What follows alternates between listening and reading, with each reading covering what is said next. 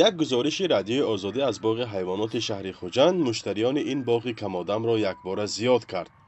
به خصوص شماره آنهایی را که به دیدن یک میمون 4 ساله به اینجا می آیند. و ما تاثیر خیلی خوب رسانگوی ما می شود. بعد عید بهار، عید نوروز، همون آدمایی که در صفحه فیسبوک، در رادیو آزادی همین ویدیوی ما رو دیدن، همش به خبرگیری میمونچه ما اومدن. کنی میمونچه خردککی که در همین باغ حیوانات چخیل هست گفته، آدمای از سن 6 ساله تا 70 ساله با باغ هم اومدن، دیدن. با ما هم حرکت کردیم که من دیگر نمودی حیوانات رو بیاریم. گزارش رادیوی آزادی در شبکه‌های اجتماعی به ترند تبدیل یافت و با استفاده از آن کاربران 200 ویدیوهای دیدنی و خنده‌آور ساخته صدها هزار بیننده هم پیدا کردند. هرچند در این باغ حیوانات دیگر نیز هستند ولی اکثریت لحظه‌های زیاد را در نزد میمون خرد می‌گذرانند و احوالش را می‌پرسند. میرزا اکمل سعیدوف نیز یکی از آنهاست. راستی از سامانهای فیسبوک هم دیدگی بدیم که همینجا یک میمونک بیمار شده بود. نسبتی همین میمونک چند گفتگوها شده بود. خیلی من اومدیم، من شاهد شدیم. کلام شده است انچه خداوند شفاعت الهی.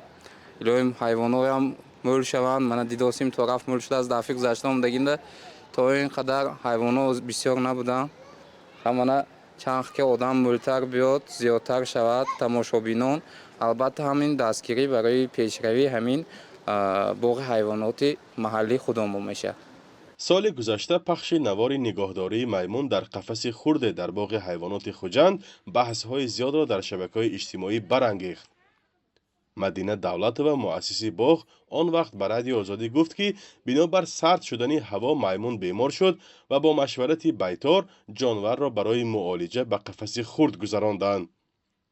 بنیادگذار باغ میگوید در 4 سال میمون باری هم بیمار نشده بود ولی سرما آن را کمی ناتاب کرد. بعد تبابت بزرگتر شده است.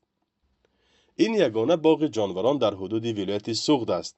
مالکش میگوید بیش از 30 نوع حیوان را در طول 7 سال جمع‌آوری کرده است ولی به دستگیری نیاز دارد. رئیس شهر دوشنبه محترم رستم امام علی من مکتوب کردم، پیشنهاد کردم، به من قریب 18 نمود حیواناتی از پارک شهر دوشنبه به پول پیشنهاد کرده ایستاده است. برای این من فقط دستگیری رئیس شهر خوجند یک تا مکتوب کرده برای ما اگر تیاد 18 نمود حیوان به ما توفه میشد از باغ دوشنبه. بر ضمن این دولت و تصمیم دارد از ازبکستان 2 کنگورو و 1 تیمساح بیارد.